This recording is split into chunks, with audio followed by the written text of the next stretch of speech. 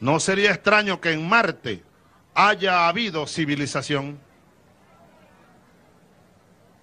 pero a lo mejor llegó allá el capitalismo, llegó el imperialismo y acabó con ese planeta. Ojo, cuidado.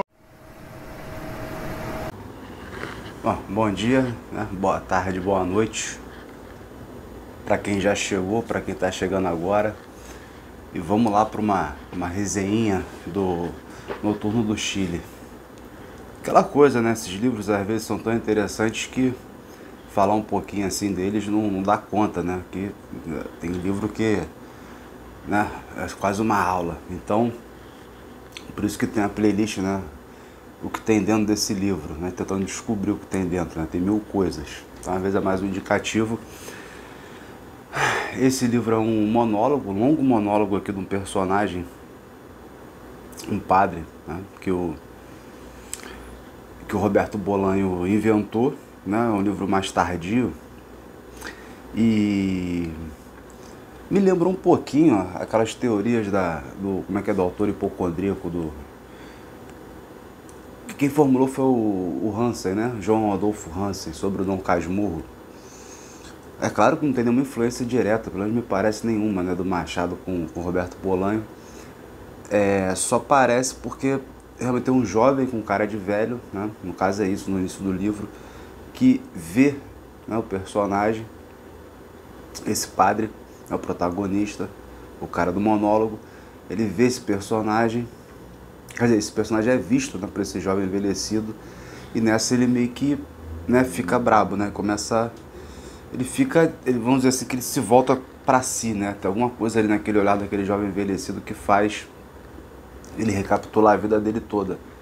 Não é uma memória exposta, mas, né, memória de alguém que já morreu, não é propriamente uma questão de quase morte, né, mas é alguém que já está velho e que por uma situação ali de vida acaba por tendo que rever, né, todos os lances, né, do que já passou, do que já se passou, etc e tal.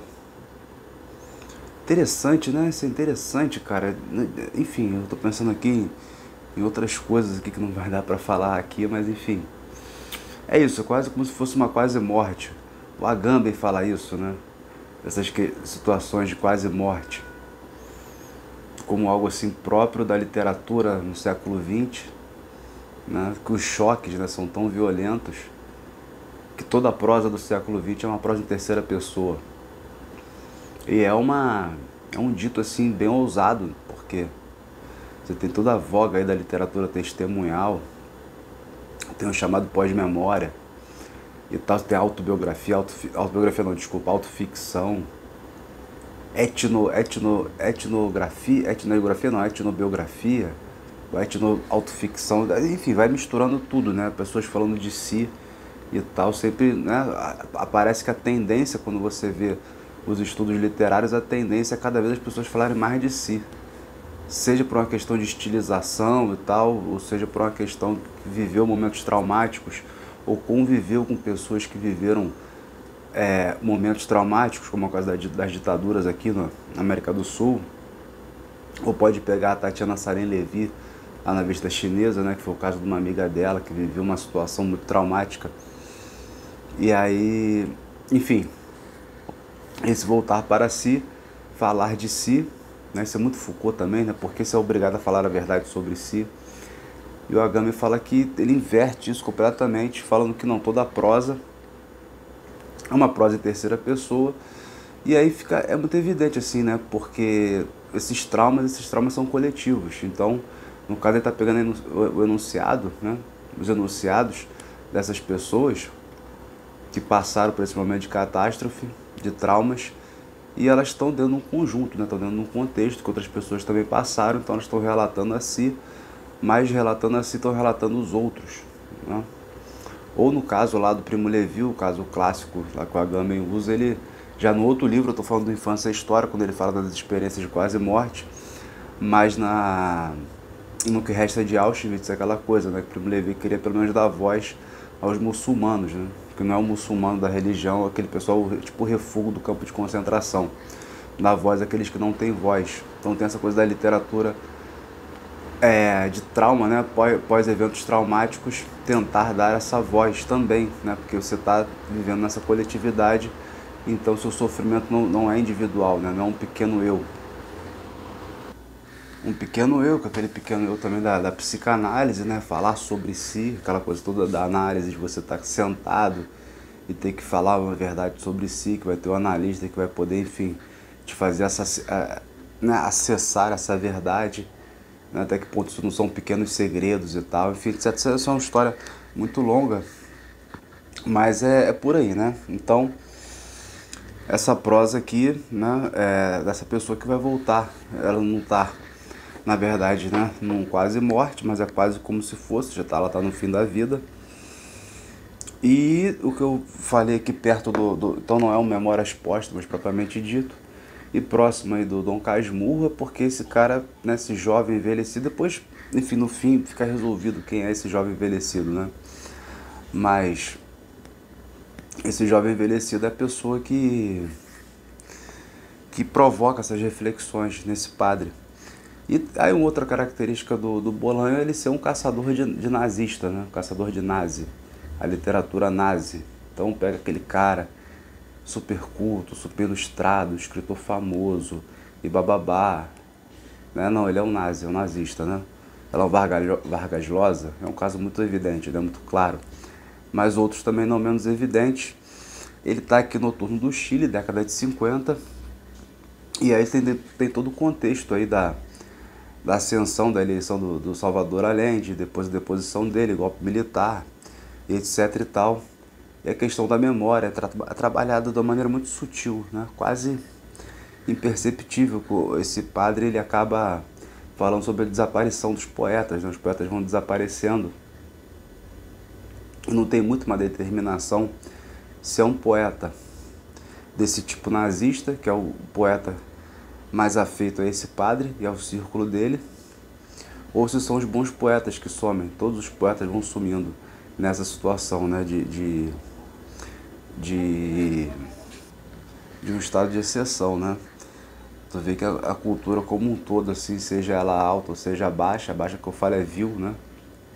No sentido nietzschiano aí da cultura vil, um Heidegger da vida, né? Enfim, é como se na continuidade essa coisa, esse apelo por algum tipo de cultura fosse meio que ficando rarefeito. Isso é uma hipótese aqui vendo, mas eu acho que a parte, vamos dizer assim, o outro lado da moeda, e como Bolanho é esse caçador de nazista, ele também quer expor os nazistas, ele quer mostrar como eles são, né? Então não tem por que apagar da memória esse pessoal que supostamente, né, esse pessoal que não, na verdade não tem, né, enfim, não seriam poetas de verdade no caso, né, seriam falsificações. Ele expõe as falsificações, né, então você apagar a memória, mesmo que seja por uma boa causa, vamos dizer, vamos apagar os nazistas, não é uma coisa legal, você tem que expor para poder mostrar mesmo como funciona, e isso tem muita relação com, enfim, com um capítulo específico do livro que eu vou comentar. E, enfim, aí só pegando mesmo nessa capítulo um pouquinho mais na frente. Então tem essa tarefa da memória, né? Interessante aí, né? No Roberto Bolanho. E tem o seguinte também, né? Acho que é importante ver que esse autor, por isso que parece com essa coisa do autor hipocondríaco, você não sabe até que ponto quem está falando é o narrador, né? Ou o narrado, né? No caso aqui, enfim, esse é o personagem que está falando, o protagonista, esse é o próprio Roberto Bolanho, se bem que fica bem cindido, eu acho que não tem essa indeterminação como tem no Machado de Assis, né? No Machado de Assis é muito claro, tem uma mistura muito grande entre o autor e o cara que narra, né? E quem narra é o protagonista, no caso, né? Aquele que é narrado pelo autor, né? No caso. E aqui não, aqui você vê que é alguém que está fora do contexto do que seria de fato um crítico literário, um poeta e tal, né? Pro Bolanho, em alguém que ele se inspiraria, que realmente ele poderia botar aqui como uma espécie de autoficção. É um nazista, né? No caso, esse padre aqui é um nazista. E aí, tirando um pouco dessa carga de determinação assim, terrível, né? Política nazista, você pode ver também como alguém muito burro, muito ignorante, muito aquém do que o fazer literário, né, ou a poesia, né, o Bolan é um pouco aficionado com essa coisa de poesia, né, tá muito aquém do que seria esse crítico, essa pessoa que seria boa aí para ele, né. Então você pode ver como alguém também, né, pessoas comuns no caso, né, como elas costumam, não, as pessoas comuns não, mas essa sensibilidade que faz alguém estar tão distante dessa, né, potência aí poética, né? Você não, o cara pode ser cientista, pode ser, enfim, ter um subemprego qualquer aqui no Brasil, que é o que mais tem, pode ser o que for, mas ter essa sensibilidade. E no caso aqui ele mostra uma pessoa que está muito aquém dessa sensibilidade e vê, né, quase como uma assombração as coisas da poesia. Ou seja, ele não entende nada de poesia, é um crítico literário apesar disso. Então tinha essa e ao mesmo tempo, ele usa essa ignorância, esse saber aqui, vamos supor, baixo, pouco, pequeno, desse crítico literário para poder quase criar umas assombrações, umas imagens bonitas assim, sobre o que seria você vendo no espelho invertido, parece muito com, né, com uma admiração pura e genuína, que o cara não tem, ele tem medo, né? Mas parece muito com admiração pura e genuína que nutre aquela pessoa que gosta realmente né, enfim, ter essa sensibilidade, né? Não precisa ser na forma de poesia, na forma de romance, pode ser numa canção, pode ser em vários tipos de, né, é um bom sentimento, né? Aquela coisa do Schiller, né? Educação dos sentidos, né? Que tem esses sentidos razoáveis e tal, educados, etc e tal. E aí tem esse trechinho, eu vou começar com esse trecho que é para poder ilustrar bem, né, esse descompasso entre a percepção do protagonista e essa imagem da literatura que o Bolanho passa. Ele fala o seguinte: no céu vazio de nuvens, a lua se destacava com nitidez. O vento fazia minha batina esvoaçar. Aproximei-me com decisão do lugar onde a sombra tinha se escondido. Junto da fantasia equestre de Farewell. Farewell é um crítico literário mais velho, que esse padre segue, né? Enfim, tipo a inspiração para esse crítico literário. Esse padre / crítico literário.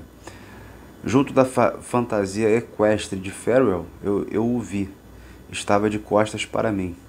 Usava um casaco de veludo, um cachecol na cabeça, um chapéu de aba curta jogado para trás, e murmurava profundamente umas palavras que não podiam estar sendo dirigidas a ninguém, a não ser a lua. Fiquei como reflexo da estátua, com a pata esquerda meio levantada. Ele ficou exatamente, né, como um cavalo, né? Idiotado, com aquela patinha ali para cima, assim, meio que, né, olhando e embasbacado. Era Neruda, não sei mais o que aconteceu. Então, ele foi na casa desse crítico literário, vou explicar um pouco o percurso dessa história desse crítico literário. E aí, viu o Neruda lá, enfim, e essa imagem, né, atrás, do lado disso, que mostra o poeta como alguém que conversa, né, enfim, com a lua, com as estrelas, com a natureza, quase como um ser divino, né? Então isso mostra um distanciamento, né, da pessoa, né, propriamente, quando ela está diante de algo realmente emocionante, algo realmente muito, muito bonito, que parece que esse poeta, né, quem escreveu aquilo, ou aquilo que a gente escuta, né, é divino. Não, acho que é por aí. Então tá bem caracterizado nessa coisa do titã, né? O poeta e o titã, né? no Bolanho. E de outro lado mostra que, enfim, no fim ele não tem a mínima ideia de quem é o Neruda e nunca vai saber quem é o Neruda. Até é curioso que o Bolanho separa, que tem os seguidores do Neruda e tem os seguidores do Nicanor Parra. E o Bolanho é um puta de um admirador do Nicanor Parra, como se fossem duas vertentes, né? E o Neruda tá aqui na casa do nazista e tal. Enfim, mas isso também não quer dizer nada a respeito da personalidade, da característica ou do tipo de poesia mas o Bolanho ele tem uma certa, vamos dizer assim, antipatia, né, pelo Neruda, pelo Otávio Paz, né, por esses grandes nomes e tal. E tenta fugir um pouco disso. E aí, lá estava Neruda, alguns metros atrás. Estava eu, e entre os dois a noite, a lua, a estátua equestre, as plantas, as madeiras do Chile, a escura dignidade da pátria. E essa coisa da noite, a lua e tal, o poeta, né, a estátua, tem a ver com um conto, uma fábula, que esse Farrell vai contar pro padre, depois de um tempo, de um sapateiro do Império Austro-Húngaro, que fazia sapatos belíssimos, né, e tal, os melhores sapatos de todos os tempos, de todos os reinados, os melhores sapatos do que os franceses, do que os ingleses, do que sei lá o que, aquelas firmas super antigas, super boas, super caras. Esse sapateiro humilde fazia os melhores sapatos que existiam, é super afamado, ele era recebido pelo próprio imperador. E teve uma vez que esse sapateiro, falando com o imperador, falou: não, eu tenho uma ideia, né? Eu acho que o imperador pode ouvir e tal. Ele tentou de tudo que é jeito ser ouvido pelo imperador sobre essa ideia dele. Ele consegue, e que era pegar uma colina que tinha, cara, um latifúndio produtivo de alguém, e lá em cima daquela colina construir, né, o refúgio dos heróis, né, a pátria dos heróis, de todos os heróis da pátria, que seria o cemitério também desses heróis, e seria o lugar onde teria as estátuas dessas pessoas. E o imperador fala que sim, ó, que ideia legal e tal, mas não, né, não se move para poder ajudar, nem nenhum ministro, nem ninguém, e o sapateiro acaba comprando a briga sozinho, achando a princípio que o imperador e todo mundo vai apoiar ele, e ele morre lá dentro, né, acaba morrendo dentro de uma casa, né, que tinha lá, que ele construiu. Anos depois os russos chegam ali e veem lá o cara com os olhos já, né, sem órbita, os olhos já furados, já só a caveira, olhando pro nada. Então essa visão do nada, essa visão do infinito. Então acho que tem essa ambiguidade na poesia, né, no próprio saber, no próprio conhecimento, no próprio dessas coisas, de você olhar para uma coisa tão grande, né, que às vezes você se sente diminuído, você acaba se virando uma caveira, um infinito, algo incomensurável, algo gigantesco.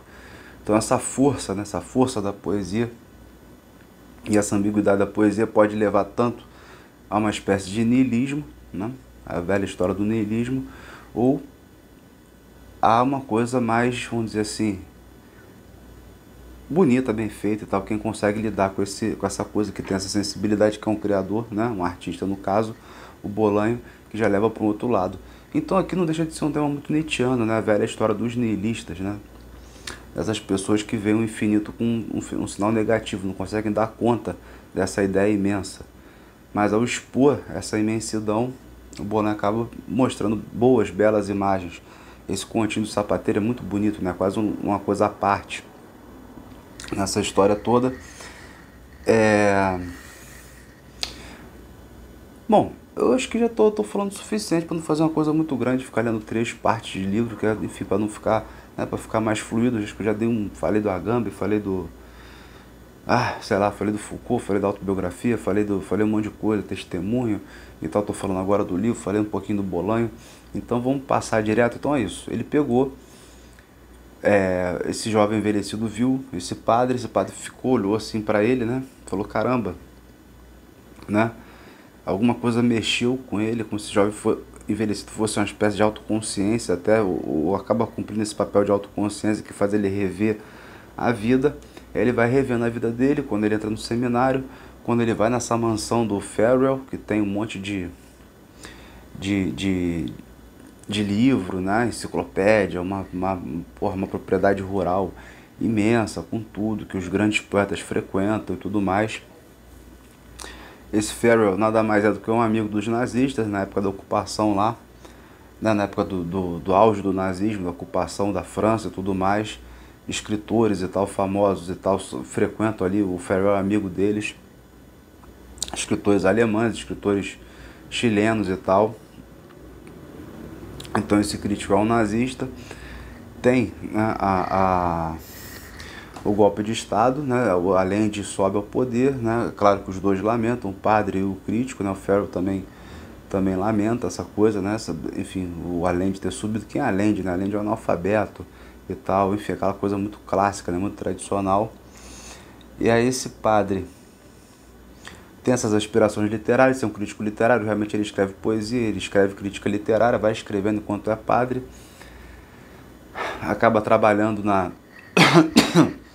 para a igreja na Europa, viaja à Europa, vai trabalhar lá, e aí ele tem a missão dele é acabar com os pombos, né, que tem na Europa, ali que ficam nas igrejas, empesteando as igrejas. Então a solução é comprar os falcões para poder matar os pombos. E o falcão tem aquela simbologia tanto do nazismo, né? Também tem a simbologia do falcão, ou da águia seria nos Estados Unidos, né? Mas esse animal essa ave de rapina que acaba com os pombos. E uma hora o padre fala: pô, mas por que a gente está matando os pombos se os pombos assim, tipo, revelam, né? Expressam, né, o Espírito Santo e tal, as pessoas, né, humildes e tudo mais, e tentamos colocando um monte de ave de rapina para poder matar essas pessoas humildes, enfim, mas a vida é essa, a vida que segue. Tem uma hora que ele liberta lá um desses falcões aí, é uma história à parte e tal, enfim, e depois disso ele volta para o Chile e vai ser professor do Pinochet, né, professor do Pinochet, e vai ensinar marxismo para os militares. Aí os militares queriam saber, né, bem como é que funciona a cabeça, né, do esquerdista e tal, do marxista. Isso é interessante, né, porque a gente exatamente, não, essa coisa da direita, da extrema-direita, etc e tal, a gente não quer saber porque é burro, porque isso, porque aquilo, a gente acaba ficando um pouco alienado. E o Bolan, como eu falei, né, nessa coisa da tarefa da memória, ele não quer perder isso, ele quer que isso seja exposto, né, que os nazistas sejam expostos, sendo vistos e até certo ponto compreendidos, como é o caso desse padre aqui, que é um cara ambíguo e tal, como todo ser humano é ambíguo, né? Né? Ninguém é perfeito, né? Ou é o mal absoluto, né? Então ele tenta trabalhar nessa ambiguidade e aí é isso. Aí tem esse estudo, o pinochetismo lá, os pinochets tentam estudar o marxismo. Tem uma moça que tem livros sobre o Marx e tal, sobre os livros do Marx, é uma chilena e tal, que acaba, né, quem é essa pessoa, tal, babá, o Pinochet pergunta, os generais perguntam, não, a professora é muito legal, uma pessoa muito bacana, babá. Aí o nego descobre que ela tem ligação com Cuba, com isso, com aquilo, ou seja, fica subentendido no livro que ela desapareceu completamente, né. Eles liam os livros dela, ela ensinava a eles, era uma pessoa que, enfim, a princípio, fora ligações com Cuba, com o marxismo, não teria nada contra nada, né? E ela acaba sendo, né, desaparecida. E uma outra moça, que é já num outro momento do livro, já no fim do livro, Ana Canali, se eu não me engano, é uma romancista, que reúne, ela é casada com o americano Jimmy, né? Casado com o americano, e nessa casa, nessa mansão de novo, vão todos os poetas, o pessoal da vanguarda e tudo mais. E o que vale, na verdade, é isso aqui, né? É ali da fofoca. Um vai contando pro outro, todo mundo bebão, curtindo aquelas festas e tal. Até que um dia, por um acaso, alguém muito louco se perdeu na casa, né, e viu lá no fundo, no porão, no sótão, uma pessoa sendo, né, torturada. Ou seja, era um lugar de infiltração dos Estados Unidos dentro do Chile. Você está vendo ali a Operação Condor. Esse suposto artista americano casado aí com a escritora chilena era o atrativo para poder atrair o pessoal, né? Ou seja, também como a esquerda, não é que a esquerda é burra, no caso é vítima, né? Mas é aquela coisa, a gente entender melhor, né? Dá pra gente se livrar, conhecer mais o seu inimigo, né? A gente consegue talvez se livrar de alguns riscos. E essa moça depois cai no ostracismo. E olha que interessante, ela não seria uma boa romancista, não seria uma boa escritora, não seria nada disso. Mas aí tá num exemplo concreto do porquê que que seria importante trazer a história dessa romancista, dessa escritora. Nem tanto talvez, né, pelo que ela escreveu, não sei até que ponto, né, é um personagem ficcional, mas até que ponto que ela escreveu seria interessante, mas tu vê que dentro do contexto que ela traz uma história bizarra, e ela foi esquecida. Ela reclama que no fim das contas ela está esquecida, ela está naquela casa, caindo aos pedaços, não tem mais um marido para poder pagar o aluguel e tal, uns judeus lá são donos da casa, querem pegar a casa de volta e ela tá lá no ostracismo. Ou seja, tem ali uma história viva. E todo mundo tem nojo, tem ojeriza, tem repulsa. E eu acho que o Bolanho traz isso, né? Essas coisas que as pessoas costumam geralmente ter ojeriza, ter repulsa, né? Traz de volta, assim, pra gente conseguir ver. Pra gente conseguir ver né? No olho a olho, né? E aí, enfim, vou fechar aqui, que senão vou ter que ficar lendo livro, é uma coisa toda, né? Bababi, bababá, bababá.